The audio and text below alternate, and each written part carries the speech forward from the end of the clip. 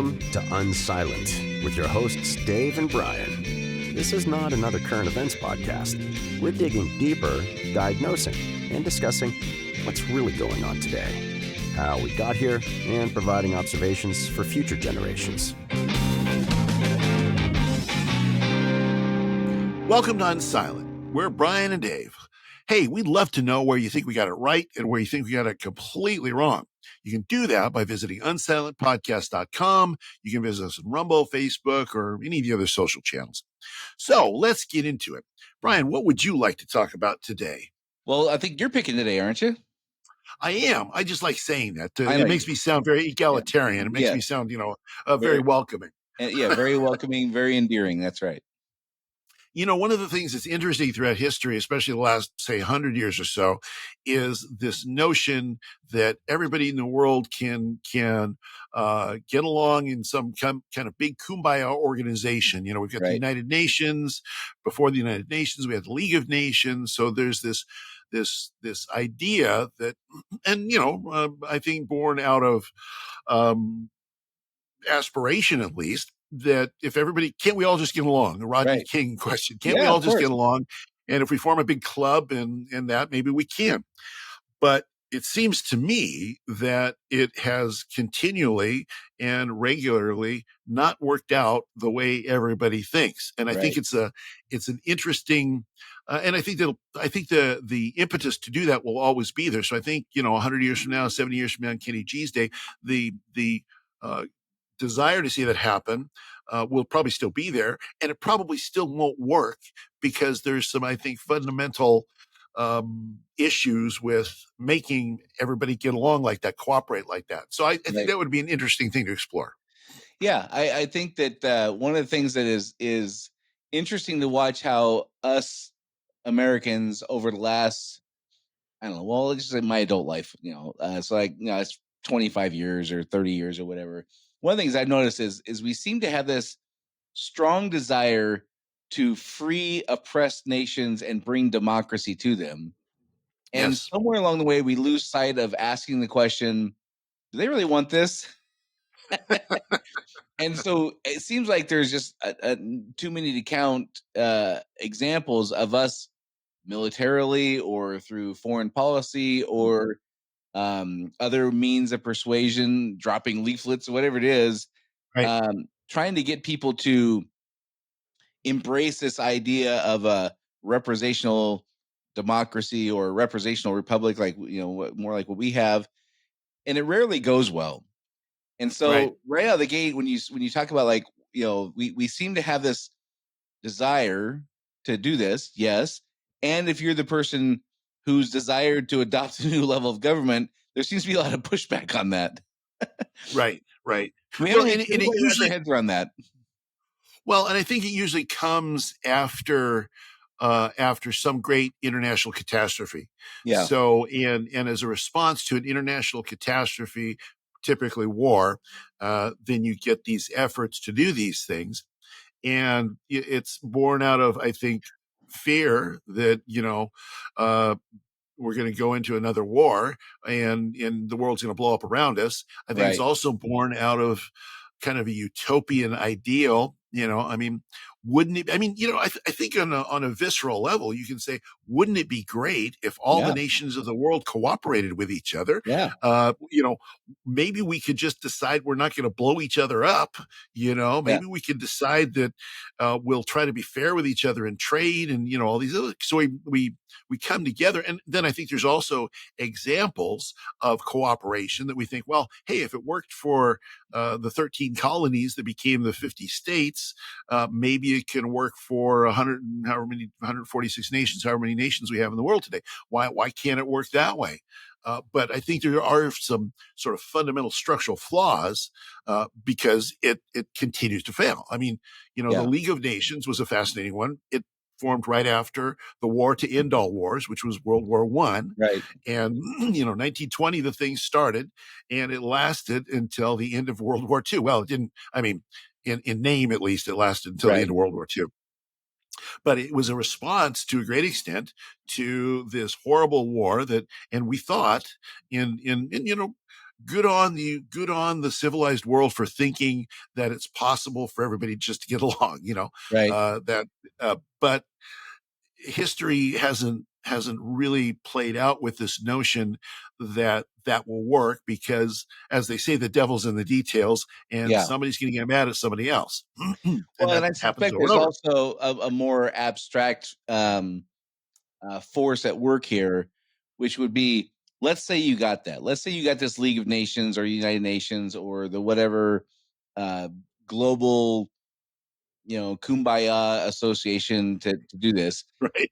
Yes, Somebody is going to have to be put in charge of running that.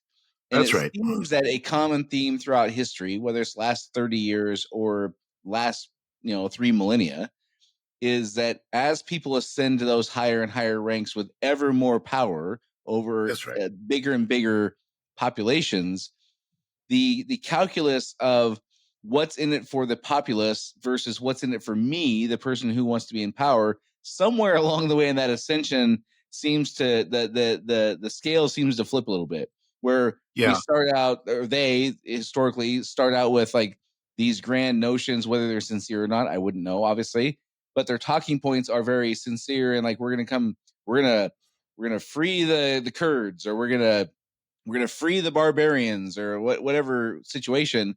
But somewhere Caesar decides that his life's pretty good by being in charge, and the yeah. senators in Rome decide that their lives are much better by being senators than not, and the calculus flips. And I don't think that until we resolve that particular issue, I don't, and even when we maybe have had resolution that to some degree, I can't imagine. Now, I'm just a mortal man with a simple brain. Maybe it's a too great of an idea for me to grasp, but it seems like history tells us that the selfishness that follows with great power tends to ruin that.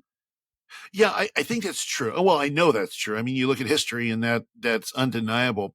And there's even another level to it that's not even as malign as that. So it's absolutely true that absolute power tends to corrupt. Absolutely. So people get into power and they like it and they want to keep it. That's human nature. Yeah. The other part of that, I think, even for those that recognize that temptation, that recognize that power does corrupt and want to do good for the people, I think what happens is you get to a place where you're in an exalted position and you think your ideas are better than everybody else. You legitimately, seriously Right. think, well, Dave's ideas are much better than these people's ideas, but these people are standing in the way of me implementing my good ideas, which are best for society. Right. So therefore, you got to break a few eggs to make an omelet. If a few hundred people here, need to have their rights trampled on, then but because my ideas it's good for everybody. It's good for the masses. So we're Right. going to do it this way. And then I think the other thing that happens is you're in this position of grand public service. And from this position, you think, I'm doing all this good and these people are benefiting. All these different people are benefiting. I should get a little for myself too, really. I mean, Right. look, I've helped millions of people. Yeah. Don't I deserve a little bit of something? And Right. at that point, it's not necessarily greed per se. And maybe it's like, yeah, you have done good, and so it's like these natural human tendencies and the sort of the arrogance of the whole thing, and the natural belief that if you've helped somebody, you should get your slice off the top. You don't have to be an evil person to think those ways. You No. can be a perfectly normal person and think those ways, but yet it then ends up devolving into what we see happening over and over again. Yeah, well, imagine let's just take a role, like let's just say a president, a president of the United States, and let's say that role paid $200,000 a year. I know the current salary is Right, 400,000, but let's say it right, paid 200,000, and you're doing things and enacting policies and putting things in motion that help people from impoverished all the way up to multi-billionaires. Well, right. pretty soon, a normal person is going to say, "Wait a second, I'm helping this multi-billionaire make more billions. Right, Wouldn't it be fair if I didn't make $200,000 a year? Wouldn't it be more fair if, even if you're straight up calling balls and strikes on this, you have a strong moral compass and you have strong right. ethics, even in that situation, at some point you go, well, should should the guy who's helping the multi-billionaires get more billions, should he really be making, or she be making $200,000 a year? Doesn't make a lot of sense. And Right. I could make a compelling case that you're right. Yeah, exactly. And that so the devil's in the details on all of these things. I mean, you start off with grand notions that sound really good, but when you begin to enact these grand notions, because human beings are limited. I mean, we're not omniscient. We don't know everything. We can't predict everybody's behaviors. Everybody has different motivations on what they think is best for society or good, Right. and so you combine all of those things together, and that's why these grand experiments like the League of Nations and the United Nations fail. And you couple on top of that, so up until it happened, the up until not too long ago, the greatest fraud and sort of Ponzi scheme in human history was the United Nations, what was it, the Fuel for Food program in the Middle East, where Mhm. people had skimmed off more, and this was under the United Nations. It wasn't Bernie. It was like made Bernie Madoff look like a piker. Right. I mean, so you concentrate this power and you obscure everything with massive bureaucracies. Right. And then you don't also then, like the League of Nations, they didn't have any significant enforcement mechanism. I mean, so you can't enforce these grand ideals on a global basis as well. I mean, look at the United Nations and their failure, the blue hats to go places. They've tried, and they've had some success in some places, but now we learn that in the Middle East, the number of the folks that had sheltered and helped Hamas people were UN workers, UN aid Right. workers. Right. So, grand ideas at that level fall apart, which then points to, in my mind, the necessity of democracies, of a democratic republic where power is decentralized, which becomes completely messy, Yep. absolutely messy, but it's a safeguard against all of the different things that we're talking about now. Now, you can't enact in that scenario where power is devolved and big powers aren't moving and all that. And there's what they call gridlock in Washington D.C. Gridlock is wonderful, Brian. Gridlock is great because they can't screw things up too Right. badly if everything is gridlocked. Right. So I think, to me, the lesson from a lot of these scenarios that we've observed throughout history is that we should have reasonable expectations based on history that are logical of what human beings can truly accomplish and what they need to kind of not attempt to do. I Right. mean, I think the greatest example of this in biblical history is the Tower of Babel. That story where they said, we can do all this stuff. We're going to create this massive thing that's going to stretch to heaven and nothing will be impossible to us. And God said, not too good of an idea, guys. And boom, it's all ends in confusion. Well, I think the League of Nations ended in confusion because World War II, a greater and more devastating war than the war to end all wars, came Right. out of something that wasn't supposed to be able to happen because of the League of Nations, as an example. And then we've got the history of the United Nations since then. Yeah, I think that you've hit on a major point there, is that in order to pull this off, you would have to be a supreme being of some sort. Yes. There's too many human flaws. There's too many instances where you would have to be the arbiter of what is quote unquote fair or quote unquote right. Right. And in those situations, you have to be able to make judgments on what was or what is with a very small amount of the information Right. that events that transpired or whatever. And you can look at really small instances in humanity history of this, like the Hatfields and McCoys, and you can Right. look at huge instances, where countries have split. The Czech Republic, now it used to be Czechoslovakia. That was, now that's two countries. And so you can look at this on a very large scale, and you can look at a very tiny scale, and there's nothing to indicate to us that we have this ability. Now, that doesn't mean I don't think we shouldn't try to have some kind of agreement and a moral Yeah. code on how we'll operate, but also Yes. be aware that the Hatfields and McCoys probably called a truce fire, I don't know, 15, 20 times, I'm guessing, over many decades. And then Right. somebody runs over the neighbor's pig Yeah. accidentally, and they think they did it on purpose, and we're back at it again. Right, exactly. Well, and that's where, if you look at the complexity of human beings and human cultures, for instance, different cultures have different flavors to their values. Right. I've heard it said, I can't remember who said it, but somebody said, in some cultures it's moral to love your neighbor. In other cultures, it's acceptable to eat your neighbor. Right. Both of them are And moral a choices whole gradient of variations in between. in between those. Yeah. I remember being in, we divide up nations by artificial lines. And I remember being in Macedonia, and a part of Macedonia, it was divided up so that Albania is the country right next door. So that I think it was the western half of Macedonia, or western part of Macedonia, was all Albanian.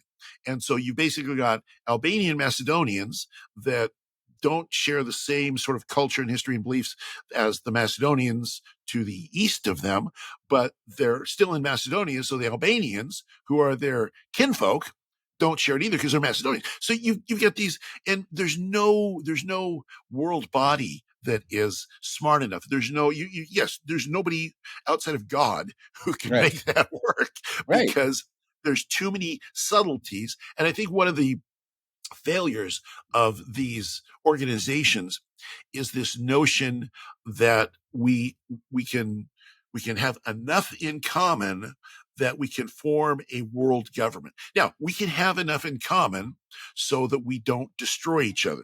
So, you start from the bottom up instead of from the top down. Say, well, it's like the United States and Soviet Union for most of our lives was mutually assured destruction. It's like, Right. well, we got a lot of nukes, you got a lot of nukes. Maybe we just shouldn't blow each other up because we don't want to die. Okay, well, that's a lot more reasonable than saying that we're going to get Kennedy and Brezhnev and Castro, we're going to get all these leaders together, and we're going to form this great club, and we're going to get together and smoke Cuban cigars, and everybody's going to like each other. Right. It's probably not possible to get everybody to culturally agree. I mean, we've got major religions, the major monotheistic religions that disagree on the nature of humanity. Well, Right. how do you form a world government in that situation? Well, and I think that this is the um the part of the problem is people who would want this kind of one world government, I believe, and many of them, I think, for altruistic reasons, not like Yeah, I don't mean the guy, the maniacal, I can't wait to take over. I don't mean that. I right. think many people who kind of long for this are just as simple as, like you said, like, can't we all just get along, right? Yeah, And they simultaneously want everyone to have their own freedom of religion, freedom to choose their own values, but they want everyone to follow the same moral code. And those two right. things are complete odds with each other. Yeah, And so it exactly. doesn't take much of running over the neighbor's pig in a more global sense, of an accidental missile firing because of a computer malfunction or something like that, Right. to completely upend all that stuff. And because they don't share the same values as us, and we judge them, their tribe, as you and I have talked about, on the outcomes, and we judge our tribe based on our intent, Right. those things just go awry, because wanting everyone to have the freedom of choice to choose their own religion, which I would support, obviously, Sure. and having an expectation that we're all going to have the same moral code, those two things are at odds with each other. Right. Well, and this is why I think what we have to have, I think there is a way to have a certain level of global cooperation, but it's going to be very high level. It can't be so granular that, I mean, the EU is a good example of a place that's got all sorts of, I mean, aspiration values. We're all Europeans. Let's all get along. 26, 27 nations, something like this now. But the people in Italy and the people in Germany uh, have a fair amount in common. But at the same time, they've got enough differences so that there can be conflict. You've got, the global South and the global North. So you've got these different sort of even smaller geographies where people have enough differences in their values that making a single movement or a single effort outside of something like, well, let's not blow each other up is probably not going to work. And the problem with this is, I think, not that people have aspirations, everybody get along, but I think the problem with this is it will lead to force, and it will lead to intrusion, and it will lead to violations of the rights that the things are put together in the first place to prevent. And so it becomes counterproductive when it becomes that kind of granular. And the EU is a good example of that right now. Very difficult. Well, and also like you're pointing out that different geography and things like that. People in different parts of the world and different nations have different needs. They have different Right. priorities. They have different challenges. They have different, lots of different things. And even on a much smaller scale, there's many places in the United States where, counties are big enough to have a major metropolitan area, like King County Right. in Seattle, where you live. There's a major metropolitan area, the city of Seattle. And within that same county, there's little small farming towns, like the town I grew up in is in the same county as Seattle, but it's a little small farming town. Right. They do is a big industry and logging and things like that. And even in those very small areas, we can't Right. get people to have agreement on things because they just have very different needs in what they're going through and the problems they must overcome and the challenges facing them and things like that. And if we can't solve it on a small level, like within one county, getting agreement from big city folks and small town folks, and we can't get it in one country, like getting people in New York and the people in Wyoming to make the to have shared priorities and things like that. How in the world could we do it on a global scale? We're talking about countries like Ethiopia and countries like China and Argentina and the United Right. States. So if you think about it, even if you got some kind of grand agreement, you do management Yep. consulting is one of the things that you're very good at. You've had successful businesses. So, even getting the implementation right among small groups of employees in the same culture can be a very challenging thing. So this is, one of the things that I think happens in a lot of these, like UN programs is you have folks that are trying to implement a policy that's created far, far away, but actually getting the people in the local communities even working for the organization to implement those policies is just a management Right. nightmare. Managing human beings, we are not created in such a way that we can manage projects of a global nature like that very Right. well. I mean, on that sort of Well, granular and level. going So I back to think your example of that's another. Kennedy and Brezhnev during the Cuban Missile Crisis, if you would have had those two guys in separate rooms and asked them both on small things like this one individual situation and big things like what is our nation, how can our nations both flourish? What does success look like for each of those two things? Their Right. answers would not have been the same. And Totally again, different. because they're facing different problems, as they're different places economically, they got different cultures and different values and different religions and different priorities. And so it seems to me that this lofty goal of a unifying UN type of thing, that I agree that there's base things that it would be great to have some agreement on, but the idea that we're going to all have this kind of shared idea of what we're aiming for, that just seems to me like just a wild. Again, maybe I'm just too simple to understand it, but it just seems to me like as an impossible feat. Well, and you have to have also in any kind of enterprise, you've got to have some kind of tracking and enforcement mechanism. So how do you, outside of a global all powerful dictator, how do you have an enforcement Right. mechanism for large global enterprises? So it seems to me, so that's all the reasons I think that it doesn't work, that And you these just hit on efforts a have solid failed. point there, real quick. Is it seems to me the options would either be a global dictatorship or a situation where Right. if you spread it amongst 1,000 people or whatever, to properly represent. Let's just take like the two senators for every state kind of thing, and have two representatives for every Sure. country kind of thing. Okay, well now you're talking about having hundreds of people in charge, and when everyone's in charge, no one's in charge. Right. Exactly. So your Exactly. choices are Well, and people absolute can get away with dictatorship things. or absolute stagnation and bureaucracy. Right. Right. And so that's why it seems to me that you have to go back to some sort of basics. And that is, okay, we're going to get together and we're going to agree that we are not going to blow each other up, and we're not going to, take advantage of each other on a national basis. Something like organizations like NATO.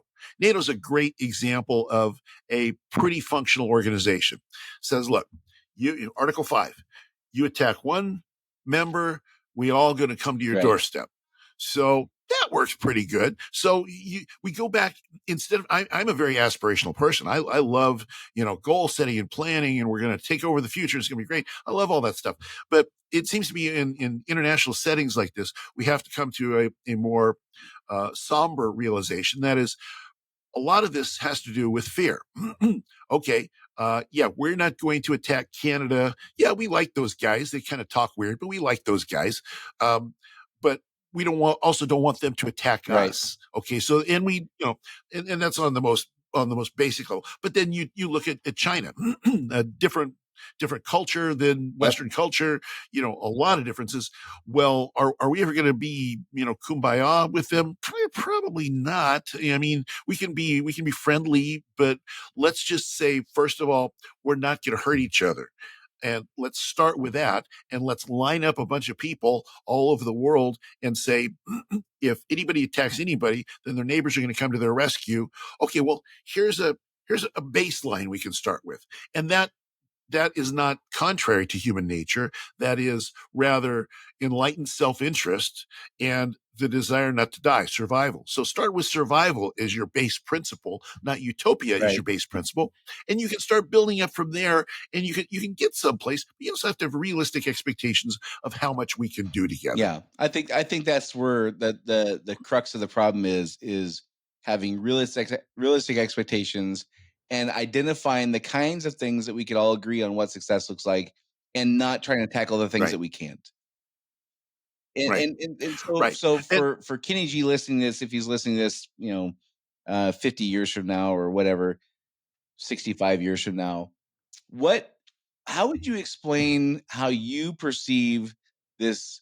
There's the Great Reset we've talked about, and there's the New World Order that came out in like 1988 or whenever that was, or 86 or whatever, like the first time yeah. that started being batted around.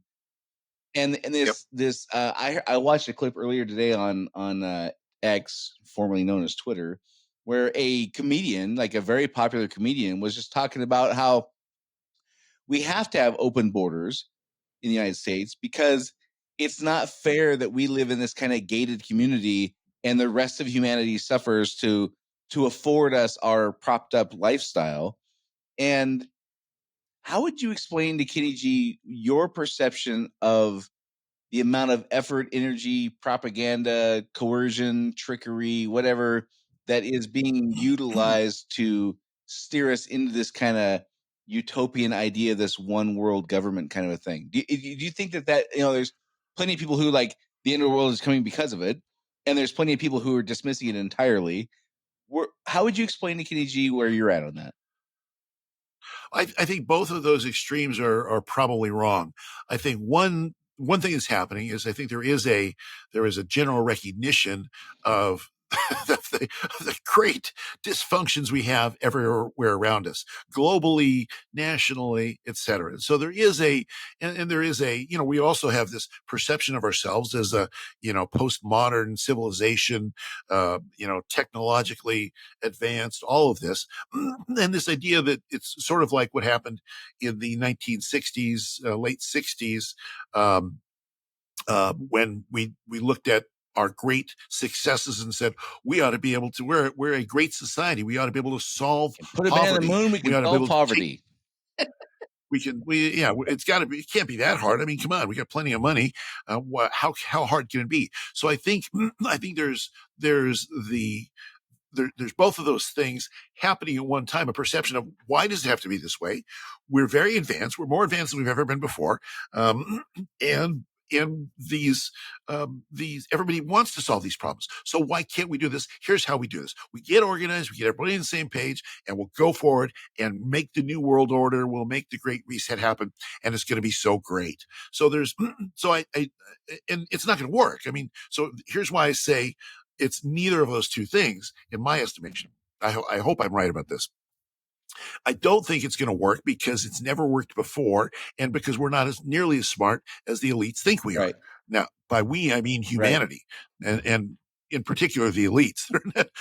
They don't really have it all figured out. I think Not that's to the degree that a they would have us realistic believing, for viewpoint. sure. No. And I also don't think it's going to lead to the end of the world, because I think they will fail in this. I think there's a genuine desire on the part of the powerful, the elites, the Davos crowd, Yep. if you will, the World Economic Forum crowd, to say, we, just like there was with the Great Society programs under Lyndon Johnson, we can solve this thing. We got all the smart people. We'll stick them in a room and we'll figure it out. So, and it will end up the same way. So part of that, and I agree with you on that. Part of what causes fear, I think, is when you and I played the clip a few months ago of one of those Davos guys talking about how if you cut a human open, you didn't find a soul or something like that. Right. And Yes, that's so it's the same cohort that wants this quote unquote unifying government, right. and this is the same group who kind of believes that there's no God and there's no penalty to pay Right. for moral wrongs that you do in this life. And I'm not they're free to think Right. however they want on that. But that group being the both of those individuals is scary as hell for some people. Sure. Do you think that's warranted, or do you think that's overblown, or what are your thoughts on that? Well, I think it's warranted, and because I think people that pursue those ends and have those beliefs about how much they really can accomplish are very dangerous. Because if they are powerful, if they are wealthy, and they are powerful, and they are wealthy, and they are organized, and they've got powerful technological tools like never before, that does create a lot of centralized power and the ability to affect a lot of change. I think and so it's dangerous. I mean, we saw you have the Soviet Union is a good example of that. When you say there's this unfairness of the czars and the corruption that's happened with the Romanov family for all these years, and why do they get to live in opulence when we are in poverty, and we're going to pursue a fair and just society where the proletariat is in control, the bourgeoisie are not. And as a result of that, what did you get? You got a 70 some odd year nightmare. So it's not that, but it failed. So this is where I think my previous statements of it's not going to be the end of the world, but it's dangerous, because you can implement these bad ideas, and it takes a long time Yeah. sometimes to recover from those Yeah. bad ideas, just as happened when the Soviet Yeah, Union fell. it's not And it's there's not going to multiple kill examples. humanity, but we're gonna have a pretty painful, traumatic injury. Yeah. Yeah, well, there's been dark ages in the Yep. past. There's been long stretches of history when things were very, very Yeah. bad, and oftentimes you could trace that back to powerful people thinking they can control things in ways that they never Well, really in could. the Russian, the Romanov regime coming to an end, and all that, the rise of communism afterwards, it's a great illustration. It's just a change in values, a change in the Yeah, values of the people in charge, and enough people right, who had different values than the Romanovs, who thought that they were anointed by God, and thought that God chosen to have this opulent role in life, right. and it's out of my hands. It's not really my say, but God chose me. So sorry, it sucks to be you, Mr. Impoverished person.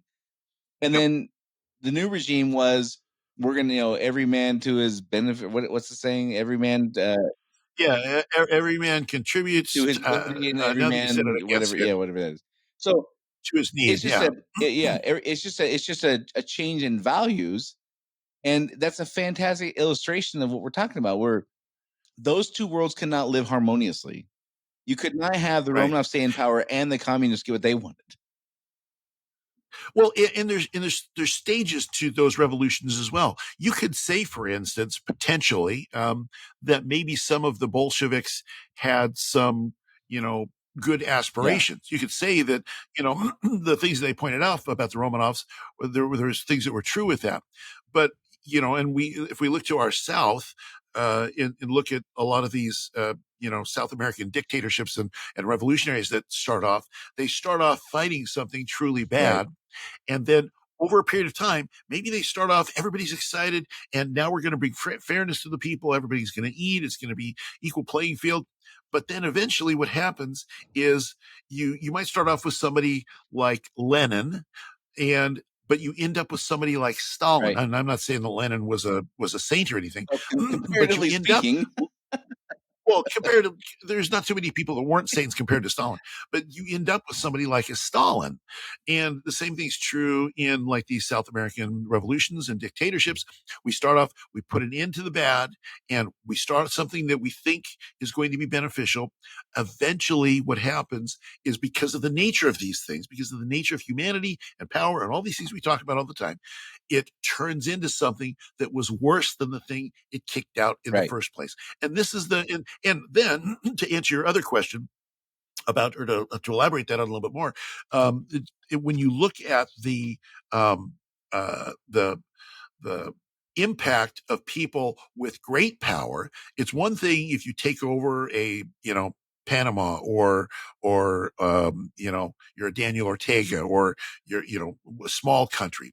If the great global elites all get together with trillions of dollars and influence in lots of governments, to solve the great world's problems, then the potential for disaster is just exponentially higher. So it is very dangerous, at the same time that it has a limited shelf life to it. And the question is how much will they be able to get done that will be negative, and we'll end up having to rebuild the whole farm right. again. And what I was saying earlier, you know, you had the what was it, Tsar Nicholas II? He was the last Tsar of Russia, right? Wasn't it? The Yeah, last yeah. Zarya. So you have people who believe in that value system, where you know this Right, God anointed the czar, and everyone else just does the best they can. And then you have the Bolsheviks with the communism point of view. Every man contributes to his ability, and every man whatever to his needs, or whatever that saying is. right. Those those everybody can't get what they want. No, that's They're incompatible. incompatible. Great word, thank you. They're incompatible. Well, that's one country in one 4-year period. How in the world would you Right. do this on a global scale when those kinds of Yeah. disparities in desired outcomes are reality? Right. And even if you've got the most powerful, so you look at the United States, you look at our recent experience in nation building in Iraq or Afghanistan. So we are arguably more powerful than any other nation has ever Right, been in the history of Earth. And even with all of this power, and with, you know, let's just say that there's good intentions behind it. I believe that, like George Bush, when he did the things he did, I think he had good intentions. I don't I know, the believe that Patriot about the Act, man. I don't buy that was great intention. Yeah, Well, I'm not. This is not carte blanche on everything he did, but I'm just talking about okay, Iraq. gotcha. Let's talk about Now I got post-war you. Okay, Iraq. yeah, So yeah, yeah. So if you look at all that we did there, we said we're going to bring these people freedom. We're going to bring them modern technology. We're going to bring them self-determination. All the things that we have experienced over the last 200 some odd years have made us the most powerful nation in the world. Why wouldn't they want this? Well, turns out they right, didn't. They didn't yeah, want it. And so, and what do you do? What do you do in that situation? You cannot force, even if your ideas, the way that we live, I would say, on a physical objective level, is better than the way that most people live in yeah, Iraq. I mean, just yep, basic, yep, longer yep. life, lower infant mortality Clean rate, water, all these things. yeah, But these are my right. values. These are my values. And maybe they don't care about long life, or maybe they don't care about the things that I care about. I can't necessarily say that I understand what they care about so much. But if they don't share my values, I can't make them share my values, even if I can prove to them on a spreadsheet that my values Right. are better than their And even values. within our own government, we didn't have the same position. Like you contrast what you're talking about with Iraq, and that was, what year was that? Like 2002, 2003, something like that. Okay, Yeah, so yeah, it we're was over there trying early to bring 2000s. them democracy. We're the great Right, white hope going to come over and show them how you're supposed to live. All right. Simultaneously, right, at that time, if you were to ask, 10,000 people in the United States or 10,000 people in government in high positions, do you think we should um, let Hawaii be overrun with the great white hope coming to save them, or should we preserve that culture? Most would have said you better right. preserve the culture. So even within our Yeah, own government and our own society and our own whatever, we don't approach those two things the same way. It's right, wild how right. inconsistent we are in this stuff, and Well, so arguably we have more. Again, with my values and my life experience, whatever, I believe historically, not maybe currently, but historically, we have better intentions for people we're supposedly trying to help than other regimes would, yeah, right? So sure. even somebody with arguably good intentions is wildly inconsistent with this. Right, right. Because and because it ultimately, like, if there's any theme that you and I keep revisiting throughout the various casts, it is that human nature is a real Yeah, thing, and it's a very it's not something you can just overcome by having a focus group in right. Davos. It doesn't work that way. And so, if, for instance, now here's my prescription for Kenny G. Let's just say that Kenny G listens to all 6,000 episodes that we Yeah, produce in the history right, of our right, right. podcast. I'm very, Yeah, I told you, I'm very yeah. aspirational. 100, Um, and he says, years, 1,200 years, we're going to live to do this. So perfect. All right. yeah, well, I'm trying to take care of myself, Brian. Um, so let's say he does it. He says, these guys, they were the cat's meow. They had it down, and I'm going to implement everything that they said. Okay, well, here Kenny G happens to rule the world. So, you know, I'm very Yeah. aspirational Wow. now. So Kenny G, here's the thing you got to do, buddy. You got to decentralize. So you got to realize that nobody has all the right ideas. You have to decentralize the power structure across the planet so that localities and the greatest amount of power is the local Yep. power, and then you layer on smaller and smaller responsibilities as you go bigger and bigger. The federal government ends up doing one thing, and that's protecting us from other federal governments or other Yep. governments that want to blow us off the face of the earth. And you decentralize everything. You don't try as a to get 8 billion people or 10 billion people or however many billion people are around them to do everything together. You let people be people. Right. You let them be unique. Enforce whatever your local values, your local morality. I mean, there's certain things we could probably agree on for the most part. You shouldn't kill your neighbor. Now, there's the cannibals are the exception to that Yeah. rule, I suppose. But if we ran the culture that way with reasonable expectations and not try to bring about utopia Right. ourselves, then I think we end up in a situation where our collective advance through humanity, our collective accomplishment is actually much greater than the think tank Yeah. people would try to Yeah. accomplish, because then the individual is Yeah. And heightened. I would just put my own spin on that by saying, the global organization needs to worry about playing defense, and the local government needs to worry about playing offense. Yes, yes, that's a good way to put it. A very good way to put it, because the local organization is closer to the individual. My mayor in my town, the dog catcher in my town, the police chief in my town, they can identify with me much more than somebody in Washington D.C. or Right. Brussels or Well, or and just wherever. mathematically, it's easier to get 20,000 people on board with something generally than 20 billion. Yes, right. Yeah, exactly right. Exactly right. And so, but the funny thing is, Brian, you and I, we can agree on that. That concept seems to be lost on the smartest people in the world. Well, That again, concept doesn't seem to be. it sounds good on paper, but when you introduce human nature and ego and self-centeredness Yeah, and bias and all that kind of stuff, that again, sure. how could it go any other way? That's always kind of the answer for me, Right. is like, how could it go any other way when you factor in human nature, when the Yeah. recurring theme is I'm smarter than you, and I only have four options to get you on board. One is you just happen to agree with me. One is I sell you on the idea or convince you. The third is I trick you, and the fourth one is I do it by force.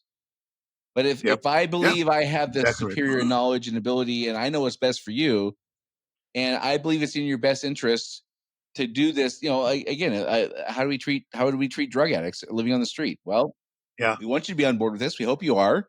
And so we're going to start there. And if you're not, we're going to try to convince you. If that doesn't work, we might use trickery. And if that doesn't work, then we're going to use force. And Yeah. that's I Absolutely think right. that's how they see it is we the lowly unelites, whatever the word for unelite is, the regular rubes that are the ants of the Yep. world for them. Uh they know what's best, and that's the Right. part of human nature that creates, I believe, these cyclical events we go through. Is we have Right. this catastrophic event, we all go, holy crap, I don't ever want to do that again. So what do we got to do to prevent that? Right. And we start playing defense, and the defense works, but over time we get arrogant, we get cocky, and people come into power who are great orators and seem like they have great ideas, but they're really conniving, manipulative people and selling bad. And over time we start playing offense and trying to Right. change the direction of things rather than prevent catastrophe. And what do you know? 80 years later, 100 years later, we find ourselves right in the same boat again. We go through it again. The one this is now the next thing I'm going to say is super, super speculative. The one thing I wonder about is what how all this would play out if we end up populating the galaxy. In other words, if we if and I think this is like some of the elites, like Elon Musk, this is what he thinks is the hope of humanity is becoming a multiplanetary organization or multiplanetary species, so that if we do happen to go crazy on one planet and blow ourselves up, there's at least some people to keep going on another planet. So I kind of wonder in Kenny G's day, and I don't know, I don't have any idea. But I wonder if in Kenny G's day, if we are indeed a multiplanetary society, if some of that is mitigated somewhat. Now, it's not going to mitigate human nature, because basically, if indeed we do become, that's probably another episode. If we do become a multiplanetary society, we'll just take our foibles and our oddities in human nature out into the galaxy, and woe betide any aliens that happen to meet us. Right. But Right. it might Well, I introduce think a different it would depend dynamic into the upon how it situation. goes. If it happens the way the migration happened from the eastern, what is now the United States, to the western United States, where people just were able to cobble together a covered wagon and their two oxen and their great grandmother's Right, plates and Sally's piano and like make their way across. Like if it becomes that accessible, then maybe what you're talking about would be true. The alternative would be more of yeah, a well organized kind of militaristic operation in which the people that settle right, there, I would imagine, to be very structured and very much right, appreciate, even desire that kind of top down structure. In which case, right, maybe they would have less of the stuff that we have now, and they would have more of Rome's problems of they're at the mercy of whichever right. emperor they happen to be living under. And I think I've seen both sci-fi. I think seen both sci-fi shows that have played those scenarios out, Yeah, at least at yeah, one or yeah, other time in the past. for So sure. So, advice for Kenny G is less big government, more small government. I think that's where he yes, landed, right? yeah, local, Local. centralize it in the local You know person what's and the funny? local I government. know we're running short on time, so I'll be brief on this. But what's funny about this is when I was in high school, so this is 1990, 1993, in that era. One of the big sayings was think globally, act locally, Act locally. Yeah, and I remember that. and holy smokes! And the people who said that were very progressive. This was the progressive. They were Yeah, talking about um, not global warming. What was global warming? It wasn't climate change, is what they call it now. It was yeah, it hadn't changed pollution the was name the yet. big thing. Like, we got to think Yeah, globally and act locally. Like, we got to get our local municipalities on board with recycling and things like that. And right. Yep. and what's interesting to me is watch how that cohort, that group of people, has completely changed that. It's not think Yeah, globally, act locally. It's think locally, act globally. right. It's a Yeah. it's a No. complete Well, 180 in a span of 30 years. and I think it's because of the power Right. dynamic, because you can't get all that much power on the local level. The locality only exists as a stepping stone for you to gain Well, the national point you power or understand, Dave, is international these power. people, they realize how smart they are at the local level, and then those great ideas must be foisted upon ever increasing larger populations. And if you and I just understood this stuff, it would all make sense. But we're Do you simpletons. do you remember? Do you remember in business there was a long time ago there was a book called The Peter Yeah. Principle? You Yeah, remember that? 100%. Incompetence Yeah. rises. Well, there you go. I think if we look at some of our that's another episode. But anyway, I think if we look at some of our national international leaders, we'll see that in staggeringly clear The Peter action. Principle is something that most of us have experienced in life, and the theory. Correct me if I get it wrong, but essentially is people will ascend an organization, i.e., a company, to the point at which they fail. Like Yes, they will keep getting promoted to the point where they don't do a job very well, and that's kind of where they land. Is that my paraphrasing that exactly correctly? right. Yes, exactly. Yeah, it's failing upwards. Yeah, failing upwards. Yeah, correctly. Yeah, correct. So, Yeah. all right. Well, I don't know if we solved any problems today or not, Dave, but I think we might have encapsulated kind of the mood about in this current time for Kenny G of the thoughts around the one global government to solve all our Yeah. problems, which historically has just meant we kick the can down the road for a few decades and then we end up cleaning up whatever mess we right. created there, right? Yep. All Exactly right, right. don't forget, like Dave said, we'd love to hear where you think we got it right, where you think we got it wrong. Certainly, we can't convey everyone's perspective on this, and we're trying to document for Kenny G what this moment in time was like. So, if you think there's something we hit on that makes sense, we'd love to hear that. If you think something we hit on, you're like, you guys lost your minds, love to hear that too. We want Kenny G to get the whole story, which you can do, like Dave said, by going to unsilentpodcast.com. The Rumble channel has a great comment section. You can check it out there too. Until next time, this is Dave and Brian signing off. See you next week. Do you want to be unsilent? Make your voice heard on our social media channels and share where you think we got it right or wrong. Go to unsilentpodcast.com for social links so you can join the discussion.